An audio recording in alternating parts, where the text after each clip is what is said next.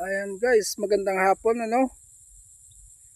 Ayun, ito yung aking mga tanim na punuan na sili. Yun. So nasa 400 plus itong tanim kong sili dito. Kasama yung nandun, ayan yung malinis na yan. Ay lahat-lahat na ay nasa kulang-kulang 1,000 hanggang yan dun sa dulo. At yung kabila ay preparing ko yan. Bell pepper naman yung itatanim ko dyan sa kabila. At yung sa kabila naman ulit ay Taiwan. Ayun, napakaganda ng view.